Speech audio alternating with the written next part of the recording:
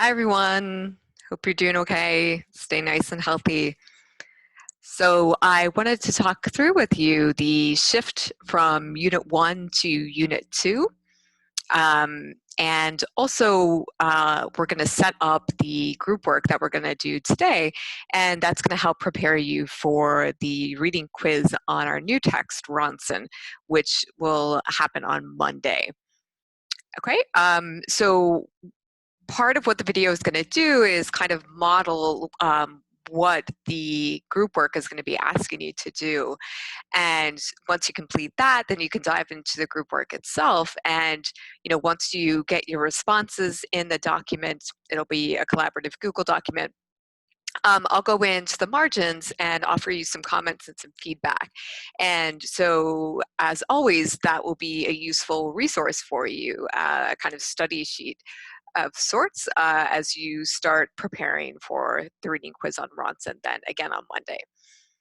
Okay, so if you'll recall our first unit, right? So that focused on kind of getting a clear basic sense of what is the article about, what is the argument, how is the writer using particular pieces of evidence or examples or sources to help build that argument, right? And so what we did with Gladwell and Who, thinking about, okay, this particular source, the writer has brought in, let's say, Morozov, right? And so for Gladwell and also Who uses the same source, are they agreeing with Morozov? Are they disagreeing? How is that source being used? Because it's extremely important to differentiate between where the author's own ideas begin and end, and where the author's where the author's sources ideas begin and end, right? So in other words, it's really important to know, okay, these are the particular ideas of Morozov, and they aren't necessarily the ideas of Gladwell, right? So when Gladwell brings Morozov in, is he agreeing with him and using him as evidence, or is he using it as like a counter argument where he's going to set it up and then talk about how he disagrees? Okay, so all of those things are important. Also, we're going to continue to focus on key terms and their importance. So we'll want to think about, which particular words and phrases are functioning as key terms in Ronson. The main idea, right? What's the overall argument? And important quotations. So that's where we started our conversation about distinguishing between fact quotation and idea quotations, right? So facts expressed evidence, right? Statistics, they just state what is about the text, right? It could be summary. And also idea quotations, then they're distinct from fact quotations because, right, they express concepts. And usually when we bring quotations into body paragraphs, we want them to be idea quotations, right? So we have something kind of nice and meaty to pull out of that quotation and work with to make a connection with the other text. However, there are exceptions to that rule, right?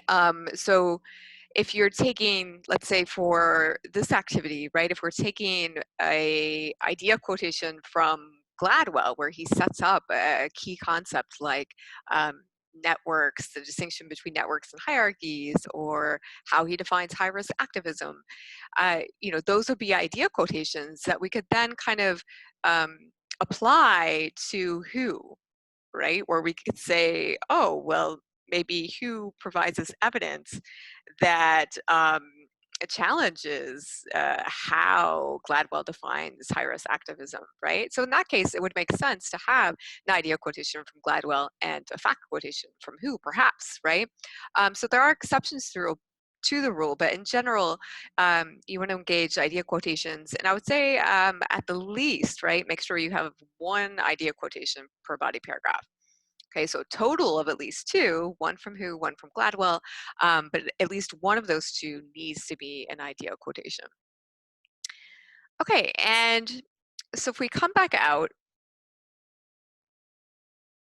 so what Unit 2 does is it takes us up another rung in the active reading, close reading ladder. And in other words, it requires kind of higher order thinking on our part, right? So we'll come down into unit 2. So unit 1 was understanding the text, right? So getting a strong kind of sense of reading comprehension, right? What was it about? How does it work? What does it mean? Okay, and now we're going to analyze it to find the assumptions that the writer makes. And so our overview, following from an understanding of the text from Unit 1, students should then be guided through how to find the author's assumptions. This is most often revealed through word choice and examples. And once a reader understands precisely what those things signify in a particular essay, the reader can then begin to see where some of the author's biases and inclinations lie. And really, we've already started doing this, right? Picking out words or phrases from a quotation and think about, well, why did the writer include this, right? How would this read differently if they didn't include that phrase? So, for example, we did that with Gladwell, right?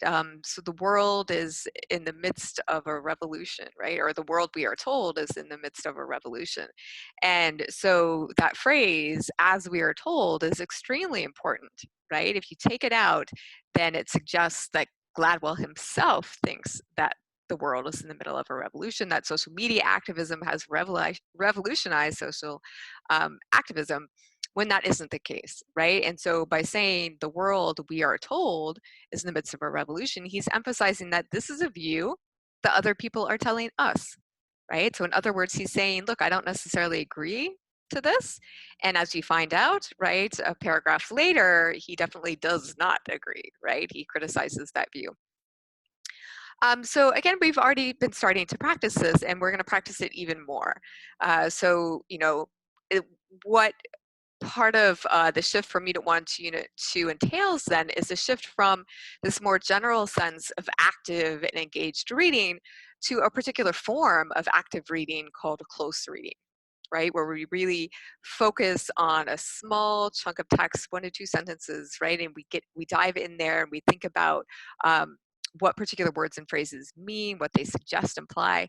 So we're really going to start playing around with those close reading words or close reading verbs from our body paragraph template, right? So from our IC method, from the first E, where we go in and engage the text, right? So first we paraphrase, then we close read, and we set up our close readings with some of those verbs, right?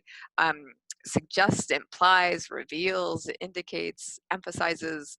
So a lot of these close reading questions, as we saw with the hypothesis assignment, right, are going to have our close reading verbs in them. And in the hypothesis assignment, I placed those in bold to emphasize that. Okay, and so in terms of Ronson, one of the biggest assumptions a writer can make is about their intended audience, right? So we want to figure out with Ronson, so who does he have in mind in particular when he uses we or us or our throughout the essay? And that's really important because it lets us know who his target audience is, right? And what he assumes those audience members, those readers, think about the subject matter he's talking about. What are their opinions on this topic, right? Because in these essays, there's always an argument, right? And so you want to think about what particular group of people is that writer trying to persuade? How is he trying to change their views? And what does he assume that their views are? Right? And so all of that kind of detective work is the work of close reading. And so we're looking for little words and phrases to figure out, right, what those assumptions are. And so when we pay all of this attention as the, you know, the we questions and hypothesis we're asking you to do, when we pay all of this attention to what a writer or who a writer is referring to, right, if they do use we, we're definitely in unit 2, right, finding the assumptions. Okay, so that's what we're going to start practicing today in our group work with Ronson, and that will get us nice and prepared for the reading quiz then that's going to take place on Monday. And so if we take a second and look at our checklists. Okay, so with week 5 here, I tweaked it a little bit here.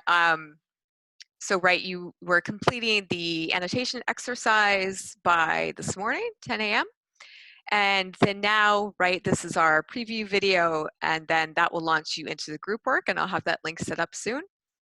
And looking forward, so again, the homework for Monday, the reading quiz, and the final draft of Essay 1 then is due on Wednesday. Okay, and so looking forward to next week, that checklist is also ready. So you come down for week 6. Okay, so here we'll have the link for the quiz, which will become active then Monday morning. And then we'll have an annotation exercise due for the next text. So we're going to be pairing Ronson with Larson. And so that's going to be moving toward Essay 2. So we'll basically be doing the same pattern for each of the units, right? So we put Gladwell and Who together into conversation to form an essay. Same thing here with Ronson and Larson. And this week coming up is pretty action-packed in basic comp courses. So you'll notice that we have a reading quiz Monday, and then we'll discuss Larson, and then we'll have a reading quiz on Friday over Larson.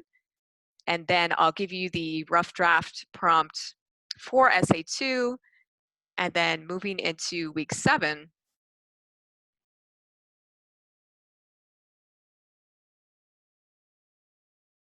we'll go over those quizzes and think about connections between the texts, and then you'll have your rough draft of Essay 2 due on the 14th. Our synthesis quiz, where we're putting Ronson and Larson into conversation, which will help you revise your rough draft, right? As is the case here with Gladwell and Who, since you know, most of you who I've talked to are indicating that you feel like the connections you made for the synthesis quiz 3, were more specific, right, than the connections you made in your body paragraphs. And we definitely want to go towards specific. And so when you're thinking about how to revise those quiz responses, you want to make sure, for one thing, that you're kind of changing the topic sentence, right? Because right now, the quiz responses are directly geared toward the question they're responding to, right? And that question is more specific than the more general question of the prompt. And so, you know, part of that revision process is going to depend upon revising those topic sentences. Okay, and then I just want to show you week 8. This gets us to the midterm. So a couple people have asked when the midterm is coming up, so I just want to put that on our radar. So that is week 8. It'll be Wednesday. And so the midterm, it's nothing you can study for per se.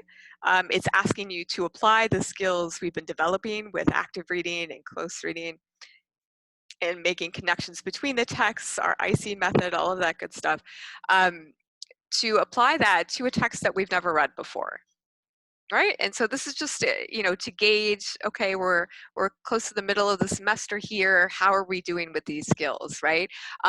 So, you know, when you move into XPOS, how ready are you going to be? And so basically the midterm is going to have a series of questions, and they'll be familiar types of questions. They'll be similar to the questions you've been seeing on all of our quizzes. The only new thing is they'll give you like 2 to 3 paragraphs of a text you've never read before, okay? And so that's the basis for the midterm coming up. Okay, so the group work then on Ronson, you're going to find that under collaborations, and it will read Ronson group work. So go ahead and pull that up. Okay, and so what we're doing now is this all together section, right? So this is focusing on detecting patterns in an author's word choice. Okay, so detecting patterns can happen within a single passage or throughout an entire article. So with our particular passage, we're going to look at this word pattern here of sentenced, punishment, and crime. And it's all bound together in this one really short passage. And we want to think about, okay, well, why has Ronson chosen those particular words rather than kind of making the same point in more kind of neutral language? And so again, we're focusing in this one paragraph on detecting patterns, right? That's part of what we want to look for in close reading. But those patterns can uh, can occur across an entire essay, right? So if you think back to Gladwell, from the very beginning, he talks about the civil rights movement as a war, right? And it's conducted with military precision, right? That's how hierarchies work. And so you see that language of warfare throughout the essay. And so, you know, if you determine that, look, that's something I want to focus on in one of my body paragraphs, then what you would do is not just take a single instance of when he uses a war term, right? Like just one quotation, you would use that quotation plus bring in little snippets of quotation in the rest of the article where he also establishes that, right? So again, you want to kind of establish a pattern of word choice as you're thinking about what that word choice reveals, right? Suggests, implies, those close reading verbs about the point that you're trying to make. Okay, so here we're calling this passage A. So after a year, I thought when I read that one, she got a new job after a year. Nice people like us had effectively sentenced Justine Sacco to a year's punishment for the crime of some poor phraseology in a tweet, right? So phraseology meaning phrasing, word choice, as if some clunky wording had been a clue to her secret inner evil. The fact that she'd managed to doggedly pull things back together after a year was now being used as evidence that the shaming had been no big deal from the start. Okay, so with that in mind, what we want to think about are some close reading questions here.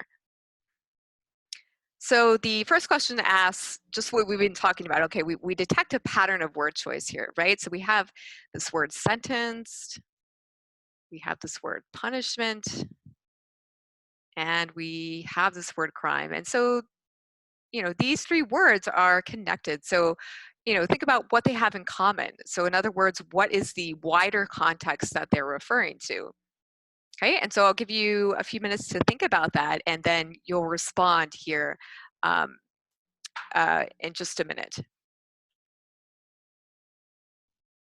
Okay, so right, sentenced, punishment, and crime, what they all have in common is a trial, essentially, right? I mean, you're talking about a system of justice, right? A judicial system, a trial where someone is sentenced and punished for a crime.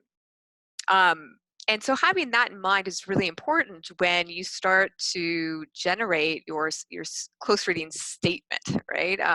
Where you say, okay, so by using the words sentenced, punishment, and crime, comma, Ronson, and then you choose a close reading verb, right? Ronson suggests, implies, right?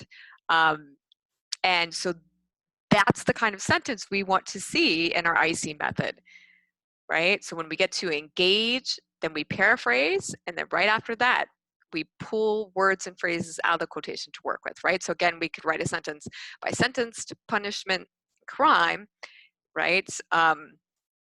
Gladwell is, what is he doing here? By evoking this common sense of a trial, right? So indicating that that Justine Sacco has been put on trial on Twitter, right? And so to be able to formulate a nicely effective, close reading, analytic sentence, right, for our engage step with this quotation, then we need to move on to this next question. So does Ronson agree with the sentencing and punishment that Justine Sacco received on Twitter, and how can you tell? So in other words, what we want to get at is, why is he using these words? Why does he want to evoke, why does he want to portray the online shaming of Justine Sacco as a trial, right? What point is he making there? And to get at the point, you need to get at the writer's attitude toward what's happened to Justine Sacco, her online shaming. right? And so that attitude, that's what we're getting to in Unit 2, we're practicing. Okay, so take a minute. So based on this passage, does Ronson agree with the quote unquote sentencing and punishment that Justine Sacco received on Twitter, and how can you tell? So, go in here, close read, what words and phrases are your clue about his attitude toward that punishment? Okay, and if we think about this passage in context, right? He's saying after a year, she got a new job after a year. So that's when we get that whole string of tweets that people threw at Justine Sacco after she did um, her tweet about AIDS in Africa, right, and being white. And that was interpreted by these people doing the online shaming as racist, right? And Ronson is saying, well, that wasn't her intention. And that's a big assumption on his part too, right? This idea that intentions should matter, right? So for those who are online shaming, they're like, look, the tweet is racist. The intentions don't matter, right? Whereas Ronson's saying, okay, I see how that would have come across as racist, but she meant it as a joke. Her intention was to mock her own white privilege, right? And so, you know, some of the online shamers on Twitter, right, were saying, okay, well, she got a new job, like big deal, right? And he's saying it took a full year before anybody would hire her, right? After she got fired from her job as a direct result of the online shaming on Twitter. And so, from that first sentence, he's establishing a kind of sense of empathy with her, right? And suggesting that he thinks this sentencing was harsh, right? Uh, was too harsh for the quote unquote crime that she committed. And so nice people like us had effectively sentenced Justine Sacco to a year's punishment for the crime. And so in the sentence, crime almost reads in scare quotes, right? Raising the question, to what degree does he really think that her tweet was a crime? A crime of poor phraseology in a tweet, right? So he sets up this big language like she was put on trial for a tweet, right? So it's coming across as, again, that he's critiquing this, that, right, she couldn't get a job for an entire year because she worded her tweet badly, right? So in other words, he thinks that the sentencing, the punishment was excessive for the quote unquote crime that she committed, right? So in other words, he is interpreting the crime differently from how those people who were online shaming Sacco interpreted it, right? So they were reading the crime as, look, you wrote something racist, right? You've misused your privilege of whiteness, right, by making this joke. And again, Ronson is saying, well, that's not the crime she committed because it wasn't racist because she intended to mock her white privilege, right? And so he sees the crime as just, yes, she worded it badly. It came across badly, it was in poor taste, whatever, right? So they definitely are interpreting the crime differently. And as if some clunky wording, right? This idea of clunky wording, these are her crimes according to Ronson, right? Poor phrasing in a tweet and some clunky wording, right? So in other words, he doesn't think her crime was much of one, right? It wasn't really that big of a deal to merit, right, her not being able to get a job for an entire year. So the fact that she'd managed to doggedly pull things back together after a year was now being used as evidence that the shaming had been no big deal from the start. Okay, so this word of doggedly, right? So we get a little kind of empathy with Justine Sacco there, right? So she kind of worked hard and stuck it out and pulled her life back together and got it kind of back on board after a year. So a little empathy here.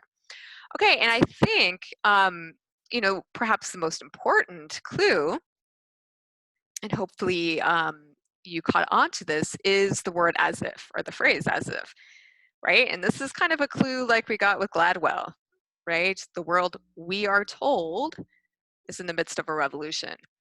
And here, right, nice people like us had effectively sentenced Justine Sacco to a year's punishment for the crime of some poor phraseology in a tweet, as if some clunky wording had been a clue to her secret evil. Okay, so let's think. How would this read if as if weren't there? Okay, so basically nice people like us had sentenced her for some clunky wording that had been a clue to her secret evil. Right? So in other words, if as if weren't here, he would be saying, look, this bad wording in the tweet, that was a clue to her secret inner evil. Right? But that's not what he's saying because he adds as if. Right? As if this were the case, implying I don't think it was, right? As if. So that's really important. So certainly with our second question here, Ronson does not agree with this punishment and this sentencing, right? He thinks it's too extreme, too excessive for what he thinks was a minor crime.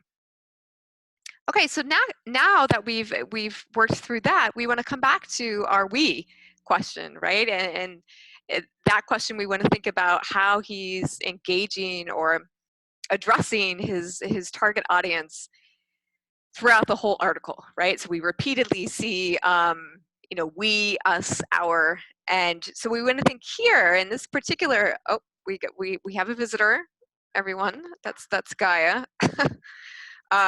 Broke out, I guess, out of the room she was in. So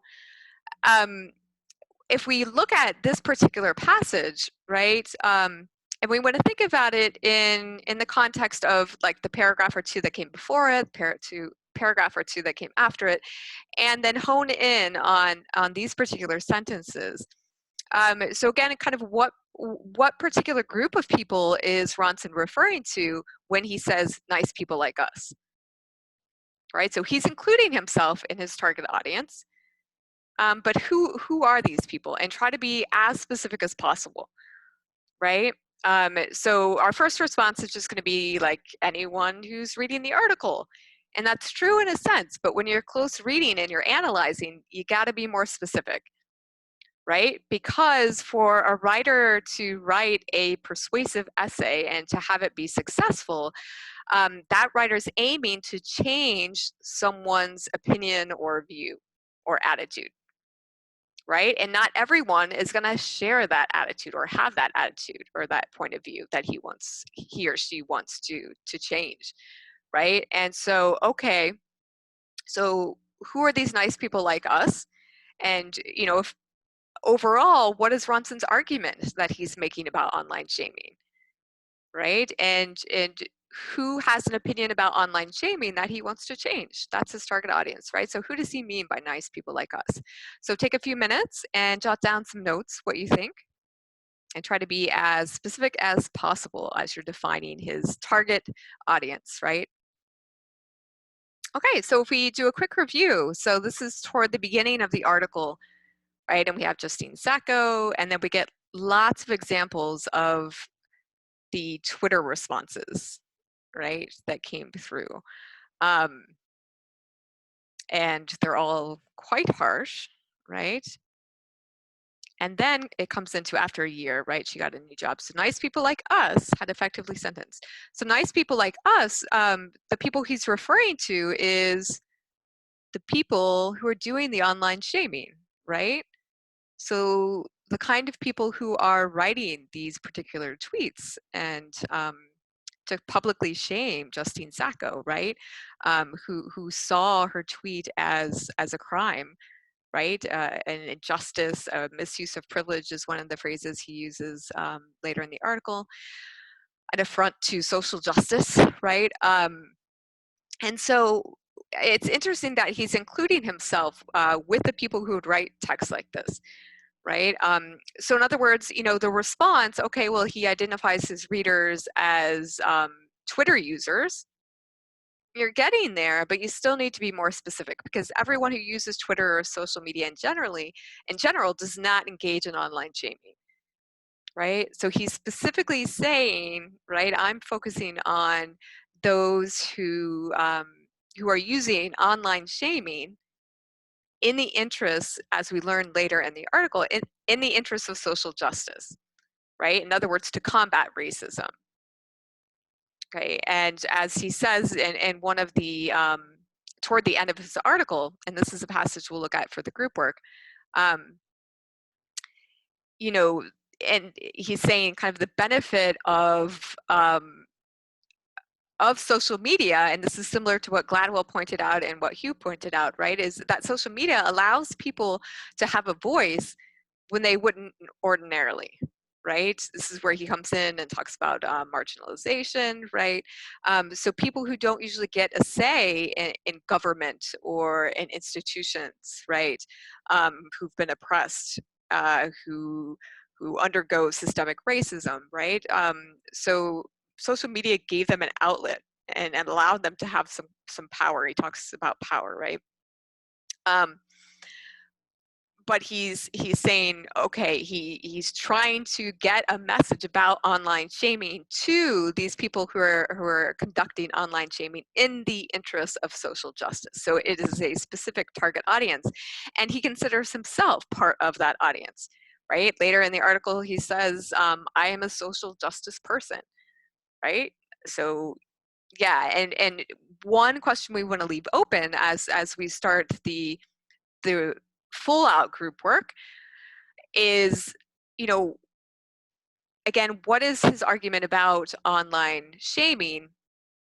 And a way to get at that question is, okay, does he think online shaming is always wrong? In other words, is his message to online shamers, look, you shouldn't be online shaming is bad, right?